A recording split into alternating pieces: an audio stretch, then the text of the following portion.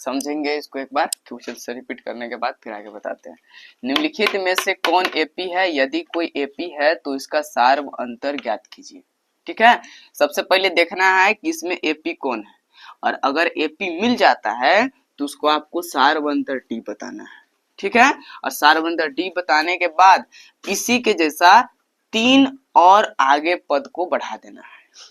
Question इसमें कहने का मतलब ही है ना बाबू कि एपी हम तभी बोलते हैं, जैसे मान लो कोई 150 था पहला संख्या, उसको में एक 50 रुपया उसकी अगर वृद्धि बढ़ती है तो फिर 200 आता है, फिर अगर 50 उसमें बढ़ता है तो 250 आता है, फिर ऐसे 300 आता है, और ऐसे उसका जाते जाता है। मतलब कि एक कोई ऐसा संख्याओं की लिस्ट है, सूची है, जिसमें एक निश्चित संख्या 50 ये जोड़ जोड़ करके जो है वह बढ़ते जाता है। तो इस तरीका से होता है, तो हम इसको एपी कहते हैं। ठीक है, क्योंकि उसका प्रत्येक पद में जो है एक निश्चित संख्या जोड़ के बढ़ता है, और ये जो 50-50 निकलता है इसी को सार्व अंतर डी कहते हैं। ये पहले भी पढ़ चुके हैं। तो इसी में क्वेश्चन आपको पता करना, सबसे पहले जांच करना है कि ये पी लग रहा है कि नहीं, क्या एक निश्चित संख्या जोड़ करके बढ़ा है कि नहीं। अगर वो निश्चित संख्या नहीं है तो वो एपी नहीं है। अगर ठीक से जोड़ के बढ़ा हुआ है, अगर इसी के जैसा समान अंतर के द्वारा अगर बढ़ा है तो वो एपी हो सकता है। अगर ठीक से जोड़ के नहीं बढ़ा है तो वो एपी नहीं है। इसको समझने का काम करेंगे। जैसे इसका क्या है, प्रथम पद ए, ये ए1 का काम हो सकता है कि नहीं, ये 2 का काम हो सकता है, ये 3 हो सकता है, ये 4 हो सकता है, ये ठीक है बाबू। और इस हिसाब से इस ए1 बराबर में अगर हम कहेंगे कि प्रथम पद A1 बराबर 2 होगा, शुरू स्टार्टिंग पॉइंट वाला 2 है। और अगर इसका A2 देखो तो 4 है, A3 8 बनता है, A4 16 बनता है। और इसका सार्व अंतर D जब भी निकालते हैं तो हम क्या करेंगे, अगर AP का जांच करना है तो उसको दूसरे पद में से पहला पद को घटा लेते हैं और देखते हैं कि कितना जोड़ के आगे बढ़ा है। फिर इसके तीसरे पद में से दूसरे पद को घटाएंगे और देखते हैं कितना जोड़ के आगे बढ़ा। अगर एक निश्चित डिफरेंस मिलेगा, सार्व अंतर D समान मिलेगा तो AP होगा, नहीं होगा तो नहीं होगा। तो D बराबर हम लिखेंगे ये दूसरा पद A2 और घटाव कर देंगे A1। अब A2 बराबर कितना है, 4, और घटाव कर देंगे, देखो ये A2 है तो A2 बराबर 4 है, घटाव कर दो A1, तो दूसरा पद में से ये पहला पद A1 को घटा देंगे, 4 में से 2 जाएगा 2। ठीक है, ये D1 निकाल लिया। अब D2 निकालेंगे, इसके तीसरे पद में से दूसरे पद को सब्ट्रैक्ट करेंगे, इसका तीसरा पद में, तो तीसरा पद कितना है, अगला पद इसका 8 है, अब 8 में से 4 जाएगा, ठीक ना। A3 और घटाव A2 समझने का काम करेंगे। और इसका तीसरा पद है 8, तो यहाँ आप लिख सकते हैं ऐसे 8, और इसका दूसरा पद A2 कितना है, 4, अब 8 में से 4 घटाएंगे, यहाँ 4 आएगा। आपको दिख रहा है कि डिफरेंस यहाँ पे एक बार 2 आ रहा है तो एक बार 4 आ रहा है। ये डिफरेंस हमेशा क्या होना चाहिए, एक जैसा होना चाहिए। देखो डिफरेंस यहाँ 50-50-50 है, लेकिन यहाँ क्या कह रहा है कि यहाँ 2 जोड़ के आगे बढ़ा है, यहाँ पे 2 जोड़ा है, और अब की यहाँ पे 4 से 8 जाने के लिए कितना किया है, 4 जोड़ा है। अभी 8 से 16 जाने के लिए यहाँ 8 जोड़ा है, सार्व अंतर समान है, इसका डी समान। एक बार 2 जोड़ा, फिर अगली बार 4 जोड़ा, अगली बार 8 जोड़ा, तो अगला बार 16 जोड़ेगा, इसका ठिकाने नहीं है, सार्व अंतर डी नहीं है, लिमिट इसका बढ़ ही नहीं रहा। ऐसा नहीं है कि यहाँ 2 जोड़ा तो फिर 2 जोड़ा फिर 2 जोड़ा, ऐसा कोई सिस्टम नहीं है इसका समान। तो जब जिसकी सार्व अंतर समान नहीं है, ऐसा लिख देंगे कि सार्व अंतर डी, सार्व अंतर डी समान नहीं है। और सार्व अंतर जब समान डी नहीं हो तो हम लिख सकते हैं कि अतः एपी नहीं है। बन गया ना, ये एपी नहीं है। अब क्यों, क्योंकि सार्व अंतर डी समान नहीं है, इसका क्लियर है। और जब एपी है नहीं, अगर एपी निम्नलिखित में से कौन एपी है, यदि कोई एपी है, अगर देखो एपी होगा तबे आपको सार्व अंतर डी लिखना है और इसका आगे पद बढ़ाना। जब एपी है ये नहीं है तो आप क्या लिखेंगे, कुछ नहीं, यही इसका आंसर। ठीक है जी।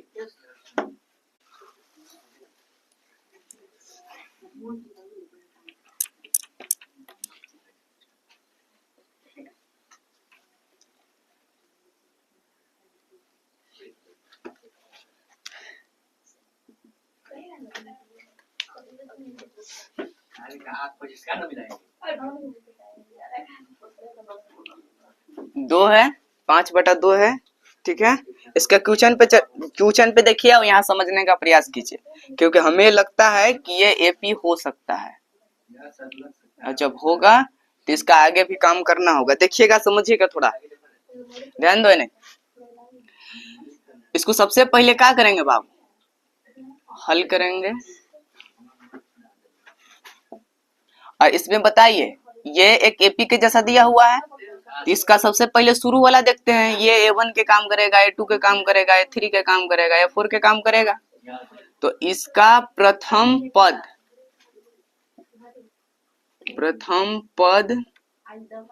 यानी A1 शुरू वाला कितना है, 2 है। अब इसमें आपको पता है कि सबसे पहले फिर हम क्या पता करते हैं, सार्वंतर पता करते हैं कि सार्वंतर इसका क्या है, सार्वंतर यानी D। अब उसको अगर D1 निकालना है तो इसके दूसरे पद में से पहला पद को घटाते हैं, दोनों के अंतर कितना है, फिर इसमें से इसका अंतर पता करते हैं कि कितना है, देखते हैं। तो D बराबर में दूसरा पद A2 और इसमें से घटा देंगे A1 को, और इसका A2 कितना है, 5/2 है, और घटा देंगे A1 कितना है, 2 है। अब नीचे कुछ नहीं तो 1 ले लो। देखो यहाँ पे ये 2 है, अब कहिएगा डायरेक्ट ही घटेगा, 5/2 है, डायरेक्ट ही घटेगा। इसका नीचे 1 लिख लेंगे, ठीक है। और इसको भिन्न के घटाव के जैसा घटा दो। 2 1 के एलसीएम लेंगे तो क्या होगा, 2 आएगा। तू लेके देखना एलसीएम, हमको क्या तुमको बताया। 2 1 के एलसीएम लेंगे 2 के डबल से 2 1 2 हो जाएगा, ये 2 ही आएगा, ठीक ना। तो 2 से 2 ही खत्म हो जाता है कैंसिल, तो ऊपरे वाला 5 डायरेक्ट उतार लो, घटाओ तो घटाओ, ये 1 के पड़ा में 2। ऐसे भी बना सकते हो कि 2 से 2 कैंसिल हुआ तो 1 लिखते हैं, फिर गुना का चिन्ह देते हैं। अब इसका ऊपरे वाला उतारते हैं, 5 घटावे तो घटाव देंगे। अब इसको भी 1 से 2 में भागा देते हैं, तो 1 के पड़ा में 2 करेगा तो 2 ही बार में आएगा, फिर गुना के चिन्ह दो। अब इसका ऊपरे वाला उतार लेते हैं 2, और फिर क्या हो जाएगा, 1 गुने 5 करेगा तो 5, घटाव है तो घटाव दे दो, 2 दूनी 4, और बटा में 2, 5 में से 4 जाएगा तो क्या होगा, 1/2। यानी एक D1 निकाले तो 1/2 आया। अब इसका D2 इसी के जैसा निकालो, ये दोनों सेम होना चाहिए तभी ये कहते हैं। अब इसके तीसरे पद में से दूसरा पद को काम करेंगे, A3 घटाव A2। A3 इसका कितना है, 3 है बाबू, और इसका A2 कितना था, 5/2 था।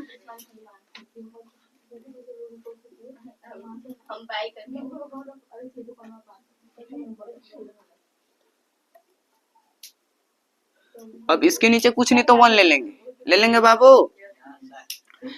अब क्या करो कि ये 1 और 2 का, ये दोनों का आप एलसीएम ले लीजिए, तो यहाँ भी 2 आएगा। 1 के पड़ा से 2 करोगे ना तो ये 2 बार में आएगा, गुना के चिन्ह दो, और इसका ऊपरे वाला 3 उतार दो, घटाओ है तो घटाओ, 2 के पड़ा में 2 कितना बार में आएगा, 1 बार में, फिर गुना के चिन्ह देंगे, और फिर उसका ऊपरे वाला उतारने का नियम है, ये है 5। ये भिन्न का घटाव है, आपको आना भी चाहिए। 2 तिहाई 6, देखो लाइन पार के नीचे 2 है तो 2, 2 के पड़ा 3 बार, 2 तिहाई 6, घटावे तो घटाव दे दो, और 1 के पड़ा 5 बार, 1 5 एकम 5।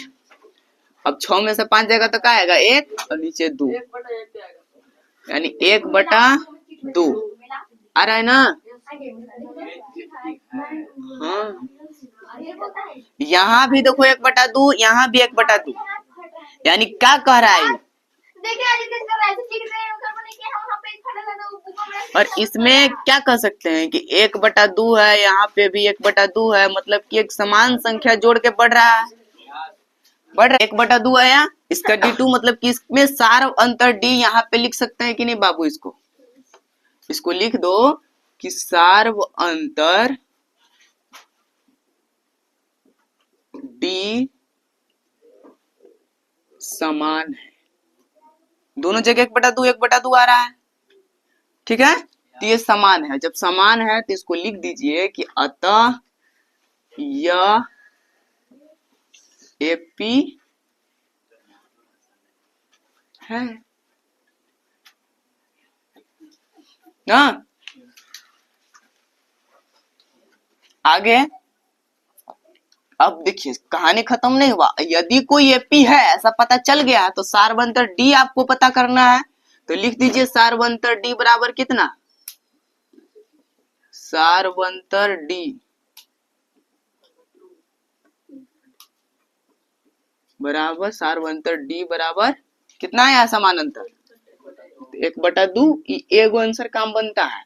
और इसी में एक वाव आंसर, इसके 3 और पद लिखे, मैंने इसी के जैसा 3 बढ़ाना है। जैसे 7/2 तक है ना बाबू, तो इसको A4 कहेंगे 7/2, तो हमको इसको A5 ज्ञात करना है। A5, A6 और A7, ये 3 गो न्यू पद बनाना है।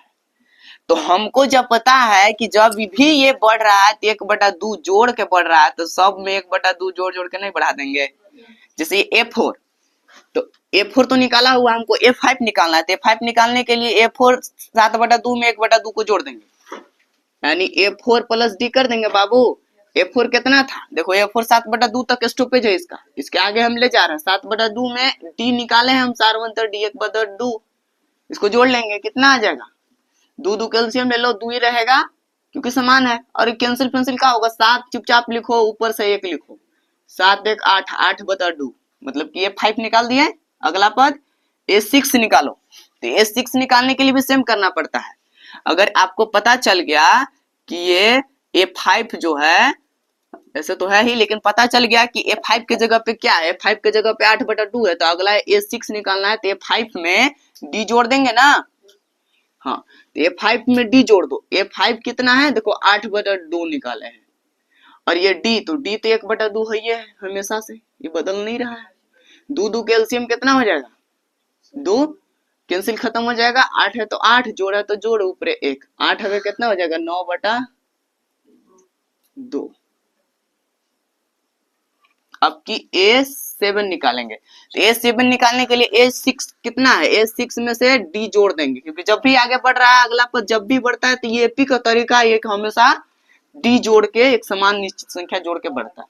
तो A6 कितना निकला है, 9/2, और D कितना निकाले हैं, 1/2। तो 2 कैल्शियम ले लो, तो यहाँ पे भी 2 आएगा, 7। तो A6, अब इसमें D जोड़ना था, तो ये 2 कैल्शियम लेंगे तो 2 हो जाएगा, और 9 है तो 9 उतारो डायरेक्ट। देखो 2 में कैंसिल होता है ना, तो 1 लिखने से कोई फायदा नहीं होता है, इसलिए 9 है तो यहाँ 9 लिखो, फिर 2 से खत्म हो जाएगा तो जोड़ लिख देना और 1 लिख देना, 9 1 10, 10/2। यानी हम कह सकते हैं कि इसका अगले पद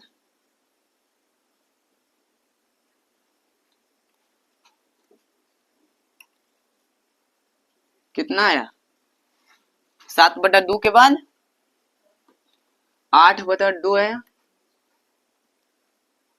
फिर 9/2, फिर 10/2, यही आंसर हो जाएगा। और ये सारवंतर डी यहाँ पे आंसर बतेबे किए थे कि 1/2 था।